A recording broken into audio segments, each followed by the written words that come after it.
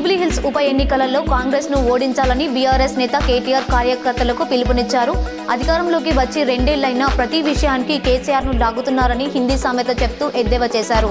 ఓడిస్తే కాంగ్రెస్ కు బుద్ధి వస్తుందని, అప్పుడైనా ఇచ్చిన హామీలు సరిగ్గా అమలు చేశారన్నారు. బతుకమ్మ చీరలు, రంజాన్ తోఫా, క్రిస్మస్ గిఫ్ట్ పత్తా లేకుండా పోయాయన్నారు.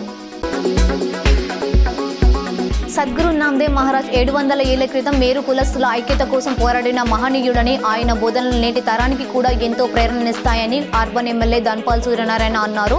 సత్ శిరోమణి సద్గురు నాందేవ్ మహారాజ్ అడుగుజాడల్లో ప్రతి ఒక్కరూ నడవాలని ఆయన హితవు పలికారు. నగరంలోని వినాయక్ నగర్లో నిర్మించిన సత్ శిరోమణి సద్గురు నాందేవ్ మహారాజ్ విగ్రహాన్ని ఎమ్మెల్యే ఆవిష్కరించారు. 42% బీసీ రిజర్వేషన్లను హెచ్సీ తిరస్కరించడంపై కేంద్ర మంత్రి కిషన్ రెడ్డి స్పందించారు. కేంద్ర మంత్రిగా తాను ఉన్నంత మాత్రాన ఏం చేయగలనని ప్రశ్నించారు. సుప్రీంకోర్టు కాదంటే రాష్ట్రపతి కూడా ఏమీ చేయలేరని అన్నారు. హైకోర్టులో వాదనలు వినిపించడంలో కాంగ్రెస్ ప్రభుత్వం విఫలమైంది విమర్శించారు. దీంతో బీసీ రిజర్వేషన్లకు వ్యతిరేకంగా తీర్పు వచ్చిందన్నారు.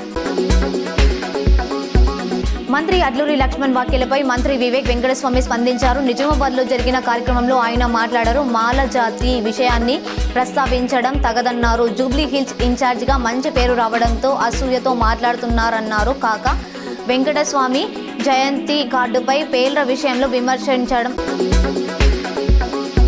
తనకు మంత్రి పదవిపై ఆశ లేదని, మాలజాతి ఐక్యత కోసం రిజర్వేషన్లను సాధించడం కోసం ఉద్యమం కొనసాగించడమే తన ముఖ్య ధ్యేయమని రాష్ట్ర కార్మిక శాఖ మంత్రి వివేక్ వెంకటస్వామి అన్నారు. నిజామాబాద్లో మాజీ కేంద్ర మంత్రి స్వర్గీయ వెంకటస్వామి జయంతి ఉత్సవ మాలల ఐక్య సదస్సుకు వర్ధనపేట ఎమ్మెల్యే నాగరాజ్తో కలిసి సమావేశానికి హాజరై మాట్లాడారు.